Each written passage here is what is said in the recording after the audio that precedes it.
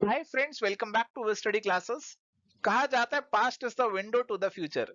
तो previous year सवाल आप लगाते हैं तो आपको पता चलता है फ्यूचर में कैसे सवाल आपके पेपर में आपको दिख सकते हैं।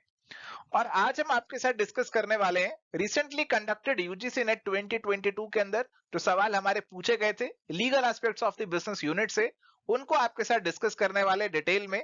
तो आइए फटाफट से आज के सेशन को स्टार्ट करते हैं।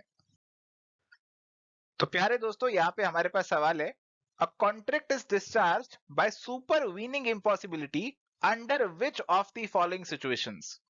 Destruction of subject matter, death और disablement of parties, rescission, remission, accord and satisfaction.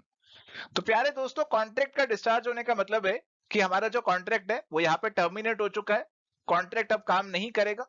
Supervening impossibility का मतलब है कि कॉन्ट्रैक्ट होने के बाद कोई ऐसी इम्पॉसिबिलिटी अराइज हो गई, कोई ऐसी सिचुएशन हो गई जिससे अब कॉन्ट्रैक्ट को डिस्चार्ज करना इम्पॉसिबल हो चुका है। तो यहाँ पे कौन कौन से कारण इसके लिए बन सकते हैं? तो अगर तो आपका सब्जेक्ट मैटर ही डिस्ट्रॉय हो गया, आपने अपनी गाड़ी पेंट करवाने का कॉन्ट्रैक्ट किया था, आपकी गाड़ी ही डिस्ट्रॉय हो गई। डेथ और डिसेबलमेंट ऑफ द पार्टीज, आपने किसी बंदे से गाने गवाने थे, किसी को एज अ सिंगर आपने हायर किया था, बट मान लीजिए उसकी डेथ हो जाती है, तो फिर कैसे आप उसे गाने गवाएंगे? तो कोई सुपरवीनिंग इम्पॉसिबिलिटी होती है तो वो कॉन्ट्रैक्ट को यहाँ पे डिस्चार्ज कर देती है। तो ए और बी के केस में आपका जो कॉन्ट्रैक्ट है that is going to be discharged by supervening impossibility, rescission, remission, accord and satisfaction, ये से नहीं जुड़े हुए हैं। तो ए और बी यानी कि ऑप्शन नंबर 2 जो है that is going to be the correct answer for this question. My dear friends, doctrine of frustration या फिर सुपरवीनिंग इम्पॉसिबिलिटी आपके कोर्स में भी कवर्ड था और उसमें बताया गया था कि कब आपका कॉन्ट्रैक्ट डिस्चार्ज हो जाएगा। सुपरवीनिंग इम्पॉसिबिलिटी से सब्जेक्ट मैटर वाला पॉइंट भी था, आपका डेथ और इनकैपेसिटी वाला पॉइंट भी था, और कौन से केसेस में नहीं होता डिस्चार्ज वो भी कवर अप किए गए थे। तो कवरेज आपके साथ अच्छी से की गई थी और मुझे नहीं लगता इस सवाल में आपको कोई दिक्कत आई होगी। चलिए, तो यहाँ पे हमारे पास सवाल है, sequence the following in copyright ecosystem for literary creation under the Indian copyright act 1957। तो सवाल थोड़ा सा लग रहा है कि लीगल ज्यादा चला गया है, फिर भी पढ़ते हैं सवाल को। Public communication, copyright assignment, content development, relinquish copyright, copyright transmission. अब देखो प्यारे दोस्तों, कॉपीराइट की अगर बात करें तो कॉपीराइट लेने के लिए सबसे पहले तो आपको कोई कंटेंट क्रिएट करना पड़ेगा। मैंने कोई कंटेंट क्रिएट किया, किसी ने भी कोई कंटेंट क्रिएट किया, तो ऑटोमेटिकली उसका कॉपीराइट उसके पास आ जाता है। तो सबसे पहली चीज क्या होने वाली है, that is going to be content development. पहले आपको एक कंटेंट डेवलप करो और उसको लोगों को बताओ, उसको पब्लिकली कम्युनिकेट आप करो, तो उस पर आपका कॉपीराइट ऑटोमेटिकली यहाँ पे आ जाएगा, आप रजिस्टर भी करा सकते हैं उसे।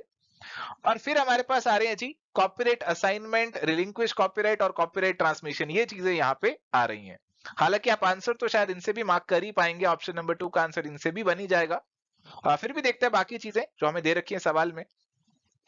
Copyright assignment, relinquish copyright, copyright transmission. देखो, रिलिंक्विश कॉपीराइट का मतलब तो हो गया कॉपीराइट को त्याग देना, कॉपीराइट को छोड़ देना, ये तो सबसे लास्ट में ही आना चाहिए स्टेप, है ना? तो this is going to be the last step हमारा कॉपीराइट से जुड़ा हुआ, तो इसको सबसे लास्ट में डालते हैं जी, पॉइंट नंबर 5 ये बनने वाला है। फिर है कॉपीराइट असाइनमेंट और कॉपीराइट ट्रांसमिशन। देखो, जो आपने कॉपीराइट लिया है, जो आपका कॉपीराइट है, आप उसे किसी और को असाइन कर सकते हैं, तो ये कॉपीराइट असाइनमेंट बन जाता है। अगर आपकी डेथ हो जाती है, आप किसी चीज पे काम कर रहे थे और आपकी मान लीजिए कोई डेथ हो जाती है, किसी कॉपीराइट ओनर की डेथ हो जाती है, तो उसका जो भी काम उसने किया, जो भी पर्सन उसने अपनी विल में मेंशन किया था, उसको वो सारा काम यहाँ पे ट्रांसमिट हो जाता है। जो आपका कॉपीराइट है वो उसी पर्सन को यहाँ पे ट्रांसमिट हो जाता है जिसका नाम विल में लिखा गया था। तो असाइनमेंट और ट्रांसमिशन यहाँ पे इसके बीच में आ जाएंगे, तो इसीलिए यहाँ पे इनको जो दिया गया है इसको 3 दिया गया है और इसको यहाँ पे 4 दिया गया है। पहले असाइनमेंट को लिया गया और फिर डेथ वाला केस लिया गया। तो यहाँ पे करेक्ट ऑर्डर जो है दैट इज ऑप्शन नंबर 2। थोड़ा सा टिपिकल सवाल था, थोड़ी सी टिपिकल टर्म्स थी, थोड़ा सा ज्यादा टेक्निकल लीगल भी चला गया सवाल, पर फिर भी ये पेपर में पूछा है तो अब इसको देखना तो है ही है। तो आई होप आपको इसको लेकर अब थोड़ी सी क्लैरिटी यहाँ पे मिल गई है। तो प्यारे दोस्तों, यहाँ पे हमारे पास सवाल है, who are not eligible to get information under the RTI act from the following? Corporation, association, company, citizen, legal entities. तो प्यारे दोस्तों, सीधी बात तो ये है कि हमारा जो आरटीआई एक्ट है, राइट टू इंफॉर्मेशन एक्ट है, वो सूचना का अधिकार देता है हमारे सिटीजन्स को।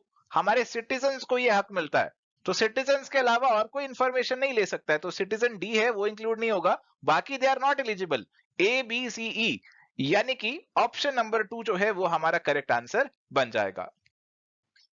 प्यारे दोस्तों, आप सभी जानते हैं राइट टू इंफॉर्मेशन एक्ट के बारे में, कोर्स में भी डिटेल में कवर था कि सिटीजन को राइट मिलता है इस एक्ट के अंदर कि वो कोई इंफॉर्मेशन पब्लिक अथॉरिटी से सीख कर सकता है। चलिए अगला सवाल हमारे पास है, out of the following statements which are not true in respect of limited liability partnership. तो आपको बतानी है कौन सी नॉट ट्रू है, यानी कि कौन सी सही नहीं है, कौन सी गलत स्टेटमेंट है, आपको वो बतानी है। There must be at least one designated partner in LLP. तो प्यारे दोस्तों, हमारे एलएलपी के केस में कम से कम 2 डेजिग्नेटेड पार्टनर होने चाहिए, ना कि एक। तो पहली स्टेटमेंट आपकी गलत हो जाती है। Designated members do not have the same rights and duties as any other member. तो आपके डेजिग्नेटेड मेंबर और बाकी सभी के राइट्स ड्यूटीज ऑलमोस्ट सिमिलर ही रहते हैं। फिलहाल इस स्टेटमेंट को भी छोड़ के आगे बढ़ते हैं। There is no specific requirement to have any non designated partner. तो नॉन डेजिग्नेटेड को लेकर ऐसी कोई स्पेसिफिक रिक्वायरमेंट नहीं है, बट हाँ डेजिग्नेटेड पार्टनर हमारे कम से कम 2 होने चाहिए। तो ये हमारी रिक्वायरमेंट है। तो ये वाला हमारा सही हो जाएगा, ये वाला तो सही है, ये गलत नहीं है। A limited liability partnership may be established such that all members are considered to be designated members। तो हाँ, सारे पार्टनर्स आपके डेजिग्नेटेड हो सकते हैं, कम से कम 2 होने चाहिए, मैक्सिमम जितने मर्जी हो, कोई दिक्कत वाली बात नहीं है। तो सी और डी तो आपकी ठीक है, ए गलत है और बी भी गलत सी ही लग रही है, हमें गलत बतानी है। तो ए और बी जो है वो हमारे पास गलत हो जाएंगी। Correct answer is going to be option number 2। Correct answer option number 2 हमारा यहाँ पे बनेगा।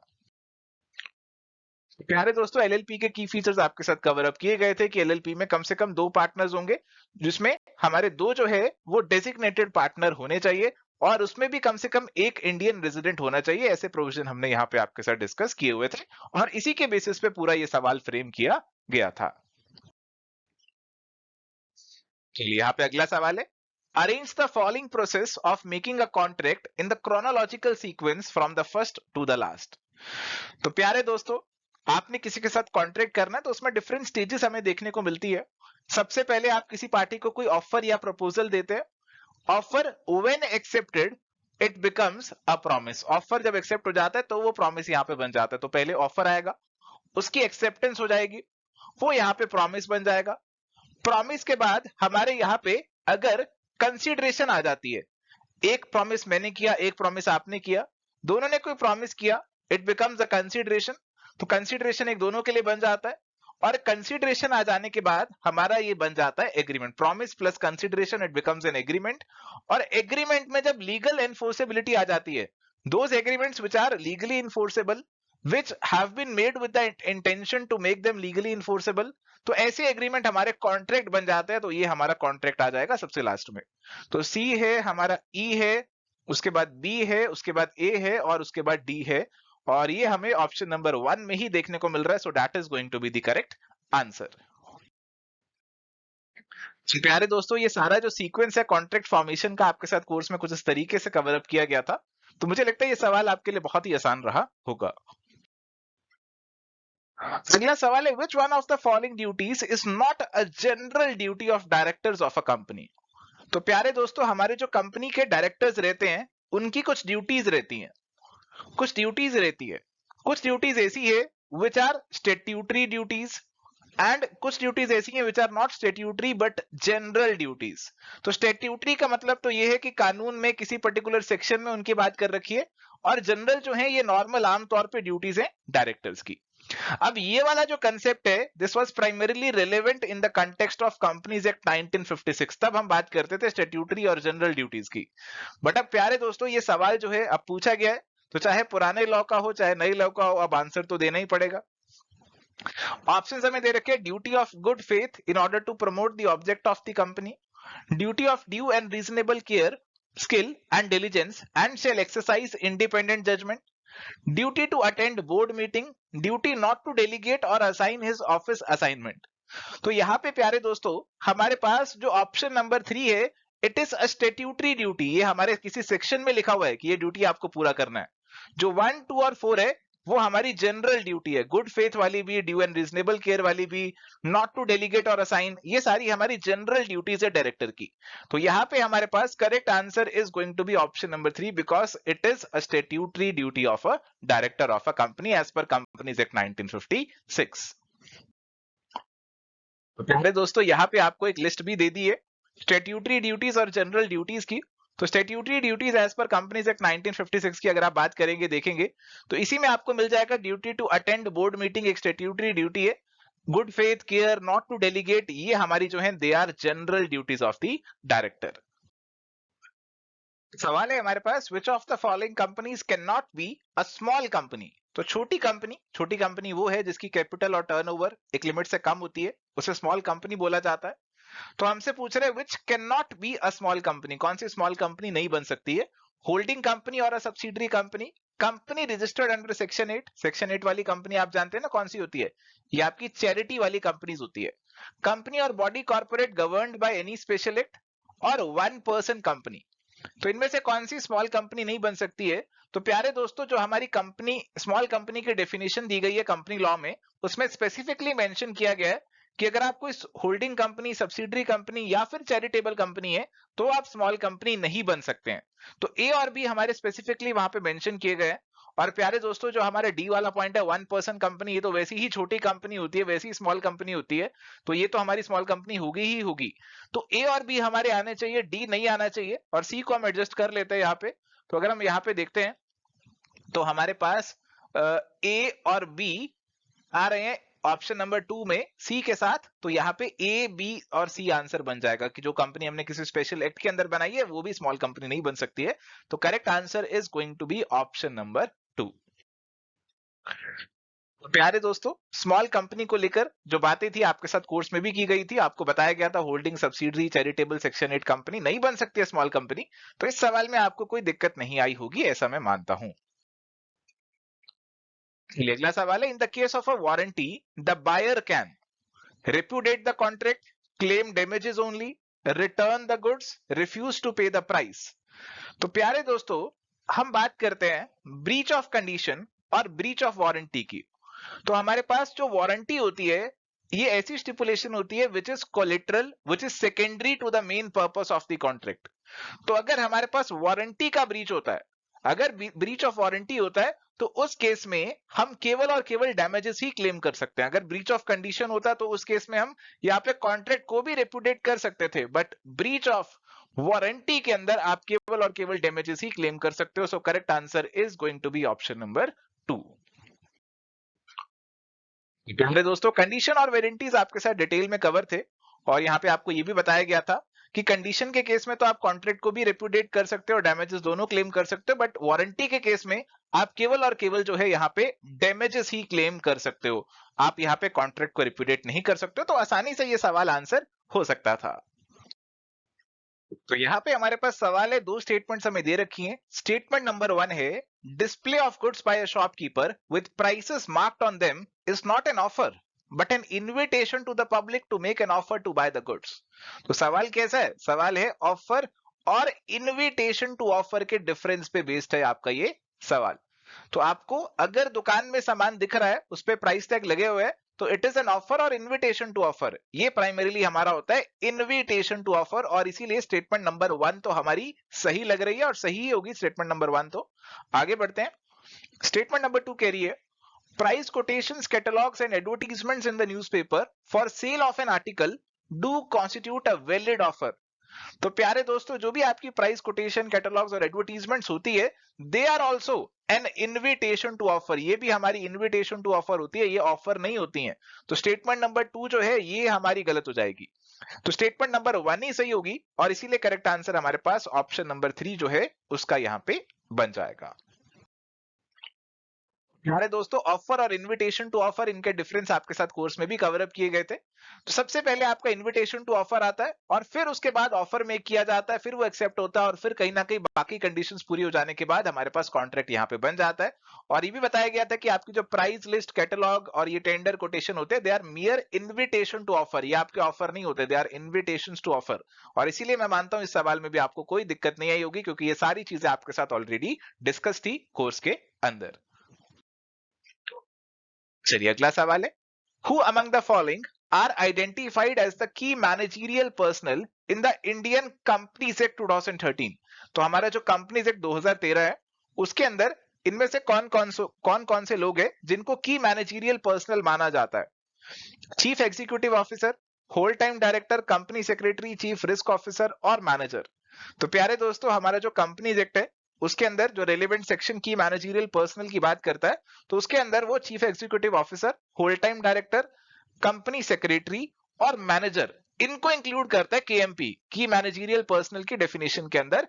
चीफ रिस्क ऑफिसर को नहीं करते हैं, और इसीलिए correct answer is going to be option number 4, A B C E only.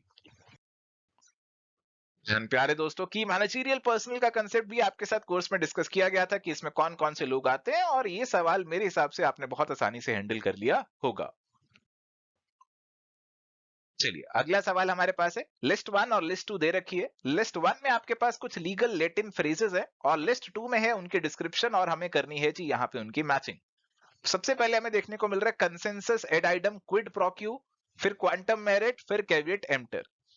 तो यहाँ पे something in return, as much as earned, buyer beware और मीटिंग ऑफ माइंड्स। तो कंसेंसस एडाइडम, तो कुछ कंसेंसस की बात चल रही है, कुछ मीटिंग ऑफ माइंड्स की बात चल रही है, ऐसा हम कह सकते हैं, ए को 4 से मैच कर सकते हैं। क्विड प्रोक्यू हम सभी जानते हैं कंसिडरेशन के लिए इस्तेमाल होता है, समथिंग इन रिटर्न इसका मतलब रहता है। क्वांटम मेरिट, जितना काम कर लिया, जितना क्वांटिटी ऑफ काम कर लिया, उसके मेरिट के बेसिस पे आपकी पेमेंट कर दी जाए, as much as earned. Caveat emptor का मतलब हम सभी जानते हैं, लेट द बायर बिवेयर, ऐसा मतलब होता है कैविएट एम्प्टर का। तो मैचिंग हमारी बिल्कुल सीधी है, A4 से है, बाकी B1, C2 और D3, और ये हमें देखने को मिल रहा है ऑप्शन नंबर 2 के अंदर। Option number 2 is going to be the correct answer. आपको इनमें से कोई एक आधा नहीं भी पता होता, वो भी मेरे ख्याल से आपका आंसर आसानी से यहाँ पे मार्क हो जाता। प्यारे दोस्तों, ये quid pro quo, quantum merit, caveat emptor, ये सारी टर्म्स आपके साथ कोर्स में भी कवर अप की गई थी, तो बहुत ही सीधा, बहुत ही आसान सवाल आपके लिए ये रहा होगा। चलिए, तो यहाँ पे हमारे पास सवाल है, if the information sought has been supplied by the third party or is treated as confidential by that third party, the third party must give a representation before the public information officer in reply to the notice issued to it within how many days from the date of receipt of such notice। तो प्यारे दोस्तों, यहाँ पे क्या होता है कि कई बार आपने कुछ इंफॉर्मेशन मांगी जो कि थर्ड पार्टी से जुड़ी हुई है। जैसे मान लो आपने कोई इंफॉर्मेशन मांगी म्युनिसिपल कॉर्पोरेशन से कि सचिन तेंदुलकर ने कितनी पेनल्टी पे करी थी, तो आप यहाँ पे जो इंफॉर्मेशन मांग रहे हैं म्युनिसिपल कॉर्पोरेशन से, ये थर्ड पार्टी से जुड़ी हुई है, ये सचिन तेंदुलकर से जुड़ी हुई है। तो हमारे पास ये जो म्युनिसिपल कॉर्पोरेशन है, वो इस इंफॉर्मेशन को आपको डायरेक्टली डिस्क्लोज नहीं कर देगी। सचिन तेंदुलकर को बताया जाएगा कि ऐसे ऐसे आपसे रिलेटेड इंफॉर्मेशन यहाँ पे मांगी गई है, और यहाँ पे सचिन तेंदुलकर जो है अपनी रिप्रेजेंटेशन देंगे कि ये इंफॉर्मेशन को डिस्क्लोज किया जाए या ना किया जाए, और ये रिप्रेजेंटेशन जो है ये 10 दिन में ये दे देते हैं। सचिन तेंदुलकर जो है 10 दिन में ये रिप्रेजेंटेशन दे देते हैं, और इसीलिए यहाँ पे करेक्ट आंसर ऑप्शन नंबर 3 का बनेगा। प्यारे दोस्तों, ये वाला सवाल थोड़ा सा टेढ़ा था, थोड़ा सा टेक्निकल था, बट हाँ, this was covered in ever study classes वाले जो नोट्स आपको दिए जाते हैं उसमें ये कवर्ड था पॉइंट। तो अगर आपने उनको रीड किया था तो आप इस सवाल को आंसर कर सकते थे। चलिए, तो यहाँ पे हमारे पास सवाल है, which one of the following is not valid as per the Limited Liability Partnership Act 2008? LLP shall maintain its books of accounts on double entry system and on cash or accrual basis. LLP shall prepare a statement of account and solvency for each financial year. Every LLP shall file an annual return with the registrar of companies. Every LLP is a separate legal entity independent of its partners. तो प्यारे दोस्तों, ये जो सवाल है, इसमें जो हमारी सारी स्टेटमेंट्स है, अगर आप उन्हें रीड करते हैं, तो पहली स्टेटमेंट आपकी बुक्स ऑफ अकाउंट्स की बात करती है, कैश और एक्रूअल बेसिस पे बना सकते हैं, ये बिल्कुल सही है। एलएलपी को statement of account and solvency बनाना पड़ता है, ये भी बिल्कुल सही है। एलएलपी एनुअल रिटर्न भी फाइल करते हैं, ये भी सही है। और एलएलपी को सेपरेट लीगल एंटिटी माना जाता है, तो यहाँ पे ये एलएलपी एक बॉडी कॉर्पोरेट बन जाती है जो कि पार्टनर से अलग रहती है, तो ये भी कहीं ना कहीं सही है स्टेटमेंट। तो ये सारी ऑप्शंस कहीं ना कहीं सही है, तो मेरे हिसाब से इस सवाल में कोई एम्बिग्यूटी है, और मेरे को यहाँ पे कोई करेक्ट आंसर नहीं लग रहा। शायद ऑफिशियल की में कोई आंसर इन्होंने दिया था, बट मेरे अकॉर्डिंग तो इस सवाल में कोई एम्बिग्यूटी है, और इसमें कोई भी करेक्ट आंसर मेरे हिसाब से नहीं बनता है। एंड प्यारे दोस्तों, एलएलपी से जुड़ी हुई सारी बातें आपके साथ कोर्स में भी डिस्कस करी थी, सेपरेट लीगल एंटिटी को लेकर, statement of account, solvency, annual return, आपकी बुक्स ऑफ अकाउंट्स कैसे मेंटेन होती है, कैश बेसिस, एक्रूअल बेसिस, तो ये सारी चीजें आपके कोर्स में, और कुछ चीजें आपके जो नोट्स वाला पार्ट है वहां पे कवर अप की गई थी। तो इस सवाल को भी मेरे हिसाब से आप आसानी से हैंडल कर सकते थे। चलिए, यहाँ पे सवाल है, which of the following are essentially anti competitive as per the competition act 2002 in India? तो पूछ रहे कि ये इनमें से कौन से एंटी कॉम्पिटिटिव एग्रीमेंट्स बन सकते हैं as per the competition act 2002? Exclusive distribution agreement, resale price agreement, exclusive supply agreement, non compete agreement या फिर टाई इन एग्रीमेंट। तो अगर हम कॉम्पिटिशन एक्ट 2002 के प्रोविजन की यहाँ पे बात करते हैं तो उसके अंदर हमारे पास यहाँ पे कुछ एग्रीमेंट्स की बात कर रखी है जो कि हमारे एंटी कॉम्पिटिटिव बन सकते हैं। और ऐसे एग्रीमेंट्स के अंदर अगर हम बात करें कौन कौन से एग्रीमेंट यहाँ पे आते हैं, तो हमारे पास एक्सक्लूसिव डिस्ट्रीब्यूशन एग्रीमेंट आ जाता है, रीसेल प्राइस मेंटेनेंस आ जाता है, एक्सक्लूसिव सप्लाई एग्रीमेंट आ जाता है और टाई इन एग्रीमेंट आ जाता है। नॉन कम्पीट एग्रीमेंट उसके अंदर नहीं आता है। और ए, बी, सी और ई जो है वो हमारे करेक्ट आंसर यहाँ पे बनेंगे। Answer is going to be option number 4। सारे दोस्तों यहाँ पे आपके साथ ये सारे एग्रीमेंट्स भी डिस्कस किए गए थे और tie in agreement, exclusive supply agreement, exclusive distribution agreement, refusal to deal, resale price agreement, ये सारे आपके साथ डिस्कस किए गए थे कोर्स के अंदर कॉम्पिटिशन एक्ट वाले टॉपिक के अंदर। तो इस सवाल को भी आप आसानी से हैंडल कर पाए होंगे ऐसा मैं मानता हूं। तो चलिए यहाँ पे हमारे पास एक और सवाल है। Which one of the following statements is correct regarding the Negotiable Instruments Act in India? A check is always drawn on a banker. A check requires acceptance by the drawee. A bill of exchange can be drawn payable to bearer on demand. Promissory note containing a conditional promise to pay is a valid promissory note. तो last से शुरू करते हैं। तो हमारे पास promissory note जो होता है it contains an unconditional promise. तो अगर कंडीशनल प्रॉमिस है तो ये वैलिड नहीं होगा, तो ये गलत हो जाएगी statement. Bill of exchange can be drawn payable to bearer on demand. तो सेक्शन 31 आरबीआई एक्ट का आड़े आता है यहाँ पे और मना करता है कि आप ऐसा नहीं कर सकते हैं, bill of exchange payable to bearer on demand नहीं बना सकते हैं। उससे आरबीआई की करेंसी की आप जो है कहीं ना कहीं निरादर कर रहे हैं, उसका करेंसी की वैल्यू कम करने की कोशिश कर रहे हैं, उसको डिमीन करने की कोशिश कर रहे हैं, तो इसलिए अलाउड नहीं है। A cheque requires acceptance by the drawee. आपने चेक काट दिया बैंक के ऊपर तो बैंक को एक्सेप्ट करना ही पड़ेगा, इसमें कोई एक्सेप्टेंस वाला सिनेरियो नहीं अराइज होता, कोई हमें अलग से एक्सेप्टेंस नहीं करनी पड़ती है, तो एक्सेप्टेंस की कोई जरूरत नहीं होती और इसीलिए ये वाला भी हमारा गलत हो जाएगा। A cheque is always drawn on a banker. हाँ, चेक बन रहा है तो बैंकर पे ही बनेगा, बैंक के ऊपर ही चेक बनेगा आपका, और इसीलिए पहला वाला ही हमारा करेक्ट बनेगा। ऑप्शन नंबर 1 जो है that is going to be the correct answer for this particular question. And प्यारे दोस्तों, ये सारी चीजें आपके साथ कोर्स में कवर्ड भी थी कि चेक हम बैंकर पे ड्रॉ करते हैं, प्रॉमिसरी नोट में अनकंडीशनल प्रॉमिस होता है, सेक्शन 31 ऑफ आरबीआई एक्ट, तो ये सारी चीजें कवर्ड थी। तो इस सवाल को मैं मानता हूं आप आसानी से हैंडल कर पाए होंगे। तो प्यारे दोस्तों, यहाँ पे सवाल है which one among the following is not a privilege और right of a holder in due course under negotiable instruments act.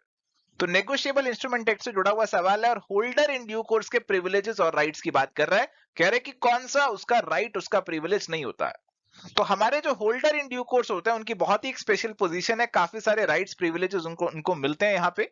और ऑप्शंस दिए, estoppel against denying the signature or capacity of the prior party, estoppel against denying the original validity of the instrument, estoppel against denying the capacity of the payee to endorse, estoppel against denying the genuineness or validity of the payee's endorsement।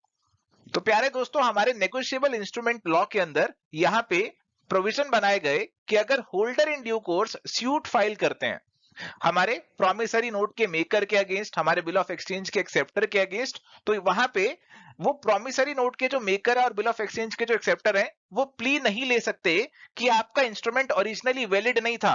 They have been stopped from taking this plea. और साथ ही वो ये भी plea नहीं ले सकते कि हमारे जो पेई हैं जिन्होंने इंस्ट्रूमेंट को इंडोर्स किया और ultimately holder in due course के पास पहुंचा, कि जो पेई है उनकी कैपेसिटी ही नहीं थी इंडोर्स करने की, ऐसी भी प्ली वो यहाँ पे नहीं ले सकते। और साथ ही हमारी यहाँ पे सिग्नेचर को लेकर भी कि सिग्नेचर फोर्ज किए गए थे, आपकी जो प्रायर पार्टीज है जिन्होंने इंडोर्स किया वो कैपेबल नहीं थी, ऐसी कोई प्लीज यहाँ पे नहीं ली जा सकती है। तो पहले 3 हमारे प्रिविलेजेस नेगोशिएबल इंस्ट्रूमेंट लॉ के अंदर दिए गए। तो चौथा वाला पॉइंट है डिनाइंग द जेन्युइननेस और validity of the payee's endorsement, ऐसा स्पेसिफिकली नहीं मेंशन किया गया है। तो करेक्ट आंसर यहाँ पे ऑप्शन नंबर 4 का बनेगा। थोड़ा सा सवाल यहाँ पे घुमा फिरा के पूछा जा रहा है, कुछ एस्टॉपल वर्ड के कारण हो सकता है आपको समझने में दिक्कत आ रही हो, but this is how this question is to be answered. Correct answer is option number 4। प्यारे दोस्तों, यहाँ पे हमारे पास सवाल है मैच द फॉलोइंग का, लिस्ट 1 और लिस्ट 2 की मैचिंग हमें करनी है। और लिस्ट 1 में हमारे पास है कुछ मोड्स, कुछ डिलीवरी से जुड़े हुए, और लिस्ट 2 में हमारे पास है कुछ एक्सप्लेनेशंस। और अगर आप लिस्ट 1 देखेंगे तो it contains actual delivery, constructive delivery, symbolic delivery and सिर्फ डिलीवरी। तो बेसिकली आप जब सेल ऑफ गुड्स एक्ट पढ़ते हैं उसमें जो डिफरेंट मोड्स ऑफ डिलीवरी रहते हैं उसको लेकर कुछ सवाल ये हमें लग रहा है। और उनकी कुछ एक्सप्लेनेशन भी दे रखी है, उनसे मैं मैच ऑन करना ही नहीं। तो एक्चुअल डिलीवरी की अगर मैं बात करता हूं, तो एक्चुअल डिलीवरी का मतलब है कि आप फिजिकली सामान को हैंड ओवर करते हैं, डिलीवर करते हैं। जैसे आप ऑनलाइन कुछ ऑर्डर करते हैं, आपके घर पे फिजिकली सामान डिलीवर हो रहा है, इट बिकम्स एक्चुअल डिलीवरी। तो एक्चुअल डिलीवरी के अंदर there is physical handing over of the position of goods by the seller to the buyer, so this is going to become actual delivery. तो ए आपका 2 से मैच होगा।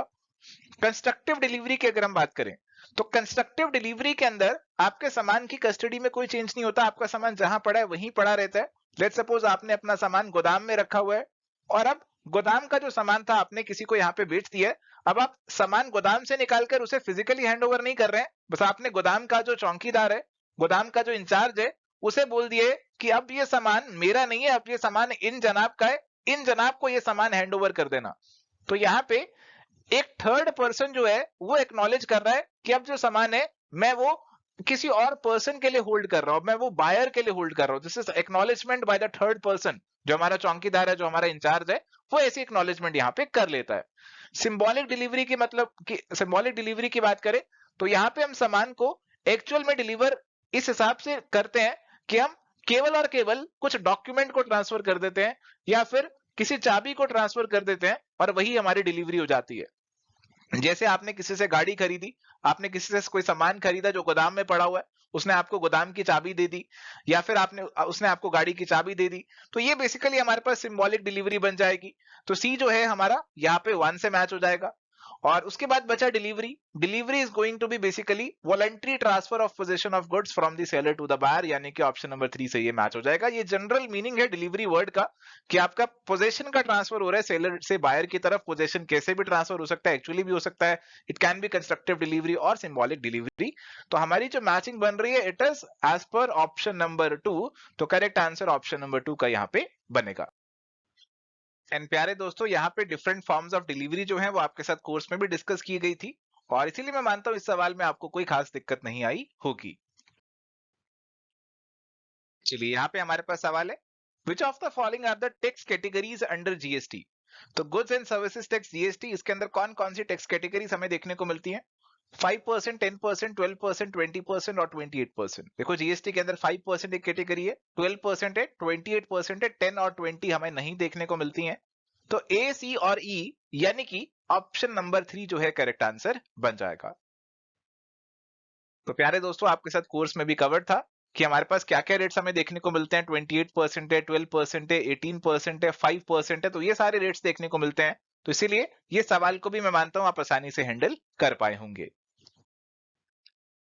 चलिए, यहाँ पे हमारे पास सवाल है, Arrange the following in the winding up process of a company by tribunal in chronological sequence from the first to the last। तो हमारा जब कंपनी का वाइंड अप हो रहा है, ट्रिब्यूनल कंपनी का वाइंड अप कर रहा है, तो उसके अंदर जो वो स्टेप्स फॉलो कर रहा है, जो सीक्वेंस ऑफ स्टेप्स रहता है, आपको उसको यहाँ पे करेक्ट ऑर्डर में अरेंज करना होगा। देखो, सबसे पहले क्या होगा, सबसे पहले आपकी होगी पिटीशन फॉर वाइंडिंग अप। जो भी हमारे रेलिवेंट पर्संस है, जिनके पास ये राइट है कि वो पिटीशन डाल सकते हैं वाइंडिंग अप की, वो यहाँ पे वाइंडिंग अप की यहाँ पे जो पिटीशन है उसे सबसे पहले फाइल कर देंगे, ट्रिब्यूनल को ये पिटीशन दे देंगे, और ट्रिब्यूनल जो है यहाँ पे अपॉइंट कर देगा कंपनी लिक्विडेटर को। कंपनी लिक्विडेटर यहाँ पे अपॉइंट हो जाएगा, पिटीशन के बाद कंपनी लिक्विडेटर यहाँ पे अपॉइंट हो जाएगा। कंपनी लिक्विडेटर एक रिपोर्ट तैयार करेगा और अपनी रिपोर्ट तैयार करके देगा ट्रिब्यूनल को। एक रिपोर्ट तैयार यहाँ पे हो जाएगी जो कि ट्रिब्यूनल के पास चली जाएगी, और उसके बाद यहाँ पे ट्रिब्यूनल जो है उसकी रिपोर्ट पे अपनी जो डायरेक्शंस है वो यहाँ पे देगा। तो direction of tribunal on report of the company liquidator इसके बाद आएगा जी। और फिर फाइनली हमारे पास जो हमारे एसेट्स है उनको बेचा जाएगा, जो हमारे कॉन्ट्रीब्यूटरीज है उनकी लिस्ट जो है वो यहाँ पे सेटल आउट की जाएगी कि किन किन लोगों से कंट्रीब्यूशन मंगानी है, कौन कौन लोग पैसे कंट्रीब्यूट करेंगे कंपनी के वाइंडिंग अप के समय, और उनको एसेट्स की पेमेंट में यूटिलाइज किया जाएगा। तो ऐसा कुछ सीक्वेंस हमारा रहने वाला है, और ये सीक्वेंस हमारा जो बन रहा है, I think it is as per option number 3। हमारा सी है, फिर हमारा आ रहा है ई, फिर हमारे पास आ रहा है बी, फिर हमारे पास आ रहा है डी, और फिर हमारे पास आ रहा है ए। ऑप्शन नंबर सी जो है that is going to be the correct answer. उन प्यारे दोस्तों, एवरेस्टडी कोर्स के अंदर भी winding up by the tribunal इसके अंदर ये सारी चीजें आपके साथ डिस्कस करी गई थी कि क्या क्या हमें देखने को मिलती है चीजें वाइंडिंग अप के दौरान, कैसे पिटीशन फाइल होता है, कंपनी लिक्विडेटर को अपॉइंट होता है, ट्रिब्यूनल ऑर्डर पास करता है, कॉन्ट्रीब्यूटरीज की लिस्ट बनाई जाती है। तो ये सारी चीजें आपके साथ इसी ऑर्डर में डिस्कस भी की गई थी कोर्स के अंदर। तो इस सवाल को भी मैं मानता हूं आप आसानी से हैंडल कर पाए होंगे। चलिए यहाँ पे सवाल हमारे पास है, लिमिटेड लायबिलिटी पार्टनरशिप में be wound up by which one of the following? Voluntarily, by the registrar if the firm fails to file annual return in the prescribed form with the registrar of companies within 60 days of the closure of financial year, by the tribunal established under the Companies Act 2013, either voluntarily or by the tribunal established under the Companies Act 2013। तो प्यारे दोस्तों, हमारी जो LLP है वो voluntary wind up भी हो सकती है और कंपलसरी वाइंड अप भी हो सकती है। या तो वॉलंटरी वाइंड अप होगी या ट्रिब्यूनल भी उसे वाइंड अप कर सकता है। तो ऑप्शन 4 जो है वो हमारा यहाँ पे करेक्ट आंसर बनने वाला है। प्यारे दोस्तों, winding up of the LLP, voluntary winding up and compulsory winding up bye tribunal, तो ये सारे केसेस आपके साथ कोर्स में कवर अप किए गए थे। तो ये सवाल में भी उम्मीद करता हूं आपको कोई दिक्कत नहीं आई होगी। चलिए यहाँ पे सवाल है, given below are two statements, assertion और रीजन, इन्हें रीड करते हैं। असर्शन दिया है, lien is the right to retain possession of goods and refuse to deliver them to the buyer until the price due in respect of them is paid or tendered। तो lien का मतलब यही होता है कि आप सामान का पोजेशन रिटेन कर लेते हैं और आप तब तक उसे बायर को नहीं देते जब तक वो आपकी पेमेंट यहाँ पे पूरी नहीं चुका देता। रीजन दिया, an unpaid seller in possession of goods sold is entitled to exercise his lien on the goods where the goods have been sold without any stipulation as to credit। तो unpaid seller है, अब यहाँ पे उसने सामान किसी को बेचा, कोई क्रेडिट कोई उधारी की बात नहीं हुई थी, तो जब तक उसकी पेमेंट नहीं हो जाती वो सामान पे लियन एक्सरसाइज कर सकता है। तो असर्शन और रीजन आपकी दोनों सही है, बट अगेन बात वहीं अट जाती है, ऑप्शन 1 सही करे या 2 सही करे, और इसमें you can never be 100% sure. आपको जो ऑफिशियल आंसर की मैं आंसर दिया उसी को कहीं ना कहीं फॉलो करना होता है। और हमें इस बार जो देखने को मिल रहा है कुछ ऐसा इन्होंने सिस्टम फॉलो किया है कि अगर आपकी दोनों स्टेटमेंट्स रिलेटेड है, एक दूसरे से काफी मिलती जुलती हैं, तो वो आंसर ऑप्शन नंबर 1 ही दे रहे हैं। और यहाँ पे भी हमें देखने को मिल रहा है कि आपकी जो रीजन है वो असर्शन से जुड़ी हुई है। असर्शन में लियन के बारे में बताया गया और रीजन में बताया गया कि लियन का कैसे अनपेड सेलर इस्तेमाल कर लेता है, कैसे उसे एक्सरसाइज कर लेता है, और इसीलिए इसका आंसर जो दिया गया है ऑफिशियल की में, दैट इज ऑप्शन नंबर 1। प्यारे दोस्तों, अनपेड सेलर के जो राइट है, लियन के राइट जो है वो आपके साथ कोर्स में भी डिस्कस किए गए थे, एक्सप्लेन किए गए थे। तो इस क्वेश्चन के अंदर वैसे तो कोई स्टेटमेंट्स में आपको दिक्कत नहीं आनी चाहिए थी, बट हाँ 1 मार्क करे या 2 मार्क करे, इसको लेकर जो हमारी यूनिवर्सल दिक्कत है वो हमेशा चलती रही है और आगे भी मेरे को लगता है चलती ही रहेगी। अगला सवाल है, which of the following issues are addressed by the information technology act 2000? तो इंफॉर्मेशन टेक्नोलॉजी एक्ट 2000 की अगर हम बात करते हैं तो वहां पे कौन कौन से इश्यूज को एड्रेस किया गया है? तो इसके अंदर दिया, legal recognition of electronic documents, redressal of grievances, offences और contraventions, dispute settlement, justice dispensation system for cyber crimes. तो सबसे जरूरी बात जो इंफॉर्मेशन टेक्नोलॉजी एक्ट के अंदर की गई है, उसके ऑब्जेक्टिव्स में की गई है, that is legal recognition of electronic records and documents. तो जो भी आप इलेक्ट्रॉनिक ट्रांजैक्शंस कर रहे हैं, रिकॉर्ड्स या डॉक्यूमेंट्स है, उनको लीगल रिकॉग्निशन मिल चुकी है। सबसे जरूरी बात तो ये है जो कि आपकी यहाँ पे इंक्लूड की गई है। इसके अलावा कुछ और भी चीजें हैं इसके अंदर, जैसे ऑफेंसेस की भी बात कर रखी है, साइबर क्राइम्स वगैरह की भी बात तो कर रखी है। ऑप्शंस को अगर हम एक बार देखते हैं तो मेरे पास ए तो आना ही चाहिए, ए तो आना ही चाहिए, और ए मेरे पास आ रहा है 1 में और 4 में, तो 2 और 3 को तो मैं काट देता हूं। अब ए के साथ मेरा जो सी है वो दोनों में आ रहा है, ऑफेंसेस और कॉन्ट्रावेंशन तो दोनों में ही आ रहा है मेरे पास, तो सी को तो लेके चलना ही है साथ में। डी और ई में से कौन सा आएगा अब ये मुझे देखना है। डिस्प्यूट सेटलमेंट आएगा या फिर justice dispensation system for cyber crime यहाँ पे आएगा। देखो यहाँ पे इस कानून के अंदर जो हमारा साइबर क्राइम्स है उसको लेकर डिटेल में बातें कर रखी है, अलग अलग सेक्शंस बता रखे हैं कि किस सेक्शन में क्या साइबर क्राइम है और उसको लेकर क्या पेनल्टीज है, वो सब चीजें इसके अंदर डिटेल में बता रखी हैं। तो मेरे ख्याल से ई ज्यादा अप्रोप्रिएट लग रहा है मुझे, तो मैं ए, सी और ई की तरफ ही जाऊंगा और official answer is also option A, C and E only. तो यही आपका करेक्ट आंसर यहाँ पे बनेगा। तो प्यारे दोस्तों, हमारे सवाल कई बार इस तरीके से पूछे जाते हैं कि आपको मोस्ट अप्रोप्रिएट आंसर चूज करना होता है और इसी तरीके से you have to choose the most appropriate answer. And प्यारे दोस्तों, आईटी एक्ट और उसके ऑब्जेक्टिव्स जो है आपके, वो सारे कोर्स में भी डिस्कस किए गए थे, और इसीलिए मैं मानता हूं कि इस सवाल को आप सॉल्व कर पाए होंगे अपनी जनरल अंडरस्टैंडिंग के बेसिस पे। चलिए यहाँ पे सवाल है हमारे पास, which one of the following does not fall in the ambit of the objectives of competition act 2002 in India. तो कंपटीशन एक्ट 2002 के ऑब्जेक्टिव्स के एम्बिट में कौन सा नहीं आता है? एनकरेज कंपटीशन, ये तो आएगा ही आएगा। Prevent abuse of dominant position, ये भी आएगा। Prevent monopolistic rights arising out of intellectual property. देखो जो हमारा इंटेलेक्चुअल प्रॉपर्टी राइट्स है ना, उनको यहाँ पे रिलैक्सेशन दे रखी है, उनको प्रोटेक्शन दे रखी है कंपटीशन एक्ट 2002 के अंदर। तो यहाँ पे इंटेलेक्चुअल प्रॉपर्टी राइट्स जो है उनको यहाँ पे प्रोटेक्शन मिल जाती है, तो 3 वाला पॉइंट इसके अंदर नहीं आना चाहिए। Regulate mergers and combinations, this is also one of the objectives की कॉम्बिनेशंस को रेगुलेट करना है, मर्जर्स एक्विजिशंस को रेगुलेट करना है, this is also one of the objectives of the competition act. तो 1, 2 और 4 तो ऑब्जेक्टिव बन जाएंगे, 3 ऑब्जेक्टिव नहीं बनेगा, और इसीलिए करेक्ट आंसर यहाँ पे ऑप्शन नंबर 3 का बन जाएगा, prevent monopolistic rights arising out of intellectual property. Option number 3 जो है वो हमारा करेक्ट आंसर यहाँ पे बन जाएगा। तो प्यारे दोस्तों, कंपटीशन लॉ के जो की फोकस एरियाज है वो आपके साथ डिस्कस किए गए थे, और आपको बताया भी था कि इंटेलेक्चुअल प्रॉपर्टी राइट्स जो है they are going to remain protected, इनको यहाँ पे प्रोटेक्शन मिल जाएगी। तो इनसे अगर कोई कंपटीशन को नेगेटिव इफेक्ट भी हो रहा है, but still they are going to get their protection under the competition act, ऐसा यहाँ पे प्रोविजन डाला गया, और ये आपके साथ कोर्स में भी डिस्कस किया गया था।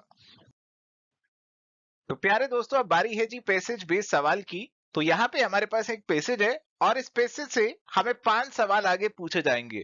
तो फटाफट से इस पैसेज को पहले रीड ऑन करते हैं, फिर इसके बाद चलते हैं हमारे सवालों की तरफ। तो पैसेज को आइए फटाफट से आप और मैं रीड करते हैं।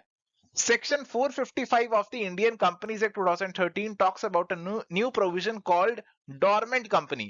This concept was not there in the Companies Act 1956. तो dormant company से जुड़ा हुआ ये पैसेज आपका है।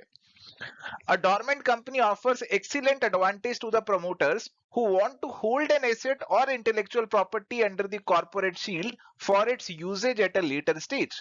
For instance, if a promoter wants to buy lands now for its future project at a comparatively lesser price, he may do the same through dormant company so that he can use the land for its future project. Thus, dormant company status is a new phenomenon in the Companies Act 2013 and is an excellent tool for keeping assets in the company for its future usage. A dormant company may be either a public company or a private company or a one-person company. Certain companies, due to the nature of their business, may not be able to start any business for a long time from the date of incorporation. As for instance, any business for creation of intellectual property or for a future project and has no significant accounting transaction. Such a company may be an inactive company. Construction companies, real estate companies incorporate new companies to hold land properties for future projects. This concept is beneficial for them. By this concept, they can incorporate a company and purchase property land in that company and get the status of dormant company. If a company gets status of dormant company, there are less compliance in dormant company in comparison of the active company. It will help to save cost of compliances for inactive companies. तो ये जो passage है dormant company की बात करता है, उसके फायदे, उसके जुड़ी हुई प्रोविजंस की बात करता है। तो बेसिकली हमारा जो कंपनीज एक्ट 2013 है उसके अंदर आप एक कंपनी को डॉर्मेंट कंपनी बना सकते हो, यानी कि उस कंपनी के लिए आपको बहुत सारी कंप्लायंसेस नहीं करनी पड़ेंगी जो कि नॉर्मल कंपनी के लिए आपको करनी पड़ती है। तो आप एक कंपनी बना के उसमें लैंड, उसमें प्रॉपर्टी लेके छोड़ सकते हो और अभी उसको डॉर्मेंट कर सकते हो। बाद में जब आपको उसमें काम करना होगा तब आप उसे एक्टिवेट करा सकते हो। तो कुछ इस तरीके की ये हमारी डॉर्मेंट कंपनी होती है। चलिए तो बढ़ते हैं हमारे सवालों की तरफ। तो पहला सवाल हमारे पास है, given below are 2 statements assertion and reason. तो इन्हें पढ़ते हैं। असर्शन दिया, provision is made to obtain the status of a dormant company for an inactive company that does not trade. तो हमारी जो inactive कंपनी है वो dormant कंपनी बन सकती है। तो बिल्कुल सही है assertion हमारा। रीजन दिया, dormant company does not trade but has significant accounting transaction. तो रीजन में इन्होंने गड़बड़ कर दी। जो हमारी डॉर्मेंट कंपनी होती है वो ना तो ट्रेड करती है और ना ही उसकी कोई सिग्निफिकेंट अकाउंटिंग ट्रांजैक्शन होती है। तो आपका असर्शन सही है, रीजन गलत है, और इसीलिए करेक्ट आंसर बनेगा ऑप्शन नंबर 3 का। चलिए अगला सवाल हमारे पास है, असर्शन रीजनिंग का ही सवाल है। assertion दिया if a company gets status of a dormant company then it is subject to less compliance in comparison to active company. तो बिल्कुल सही है assertion हमारा. Reason है it will help to save compliances for inactive companies when they become dormant company under section 455 of the Companies Act 2013 as compared to the Companies Act 1956. तो reason भी हमारा बिल्कुल सही है कि यहाँ पे अगर आप इनएक्टिव कंपनी बन जाते हैं, डॉर्मेंट कंपनी बन जाते हैं, तो फिर आपकी कंप्लायंसेस यहाँ पे कम हो जाएंगी. तो अब असर्शन और रीजन जो है दोनों बात तो कंप्लायंसेस की ही कर रही है, और रीजन असर्शन को एक्सप्लेन कर रहा है या नहीं कर रहा, अब आपको ये पहचानना है. अब आपको ये जानना है कि ऑप्शन नंबर 1 आंसर लगाए या ऑप्शन नंबर 2 आंसर लगाए. देखो, अगर आप सवाल में बहुत ज्यादा दिमाग लगाने लगोगे तो हो सकता है आपको लगे कि रीजन असर्शन को इतना भी बारीकी से एक्सप्लेन नहीं कर रहा. हाँ, दोनों स्टेटमेंट जुड़ी हुई है डॉर्मेंट कंपनी से, बट हाँ, बारीकी से अगर आप थोड़ा सा सोचने बैठेंगे तो शायद अपना आंसर ऑप्शन बी लगा दे. बट इस सवाल में एग्जामिनर ने जो सोचा है हमें वही मानना पड़ेगा. देखो, असर्शन रीजनिंग के जितने भी सवाल होते हैं उसमें 100% कोई भी कभी भी श्योर नहीं हो सकता, उसमें आपको एग्जामिनर की बात माननी ही पड़ती है. तो अगर इसका आंसर ऑफिशियल आंसर की में ऑप्शन 1 दिया तो हमें वही मानना पड़ेगा, अगर 2 देते तो वो भी हमें मानना ही पड़ता. फिलहाल इसका आंसर ऑप्शन नंबर 1 दिया, और शायद इसीलिए दिया क्योंकि दोनों स्टेटमेंट्स एक दूसरे से जुड़ी हुई है. रीजन में भी लेस कंप्लायंसेस की बात की गई है under the provisions of companies act 2013, और असर्शन में भी ऐसी ही बात कर रखी थी, तो इन्होंने दोनों को रिलेटेड मान लिया और ऑप्शन नंबर 1 का आंसर हमें यहाँ पे दे दिया. चलिए अगला सवाल है, which one of the following nature of business is suitable to dormant company? Shipping business, manufacturing business, real estate business या फिर फार्मास्यूटिकल बिजनेस. तो ये तो सीधा सीधा आसान सवाल हो गया. पैसेज में भी सीधा सीधा ही लिखा हुआ था कि रियल एस्टेट कंस्ट्रक्शन बिजनेस के लिए ये कंसेप्ट सूटेबल है, और इसीलिए करेक्ट आंसर ऑप्शन नंबर 3 जो है वो हमारा यहाँ पे बन जाएगा. तो अगला सवाल हमारे पास है, which of the following companies do not fall under the purview of a dormant company? तो सवाल पूछ रहा है कि कौन सी companies they do not fall under the purview of a dormant company. तो ये आंसर हमें यहाँ पे बताना है. Private company, one person company, limited unlimited liability company, public company और गवर्नमेंट कंपनी. तो प्यारे दोस्तों, पैसेज में तो हमें सिर्फ इतनी जानकारी दे रखी है कि प्राइवेट कंपनी, पब्लिक कंपनी और वन पर्सन कंपनी ये सभी डोरमेंट कंपनीज हमारी बन सकती हैं. पर सवाल हमसे पूछ रहे कौन सी नहीं बन सकती, और यहाँ पे आपको सभी में 3 ऑप्शंस कम से कम देखने को मिल रहे हैं. और इसीलिए इस क्वेश्चन में कोई एम्बिग्विटी है, और इसीलिए इस क्वेश्चन का जो आंसर है वो कोई आंसर नहीं है. इस क्वेश्चन में गड़बड़ है, इस क्वेश्चन को हमें स्किप करना पड़ेगा. तो आइए फटाफट से अगले क्वेश्चन पे बढ़ जाते हैं.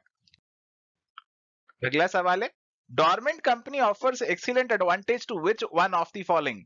तो डोरमेंट कंपनी का सबसे बढ़िया फायदा किसे होता है? बैंकर्स, क्रेडिटर्स, शेयर होल्डर्स और प्रमोटर्स. तो पैसेज में हमने देखा कि प्रमोटर्स को फायदा होता है, क्योंकि प्रमोटर्स जो है वो ऐसी कंपनी बना के कोई लैंड लेके छोड़ सकते हैं, और बाद में जब उन्हें काम करना होगा कंपनी में तब वो अपना काम यहाँ पे शुरू कर सकते हैं. इन प्यारे दोस्तों, वैसे तो सारे सवाल हमारे पैसेज से ही लिंक्ड थे, बट डोरमेंट कंपनी का जो कंसेप्ट था वो आपके साथ कोर्स में भी कवर अप किया गया था. तो अगर आपको इस कंसेप्ट की नॉलेज थी तो शायद इस पैसेज को पढ़ना, समझना और सवालों को अटेम्प्ट करना आपके लिए और भी आसान हो जाता. So thank you my dear friends, ये था हमारा आज का डिस्कशन यूजीसी नेट 2022 के पीवाईक्यूज के ऊपर. उम्मीद करते हैं आज का सेशन आपको पसंद आया. Thank you, bye, take care, all the best.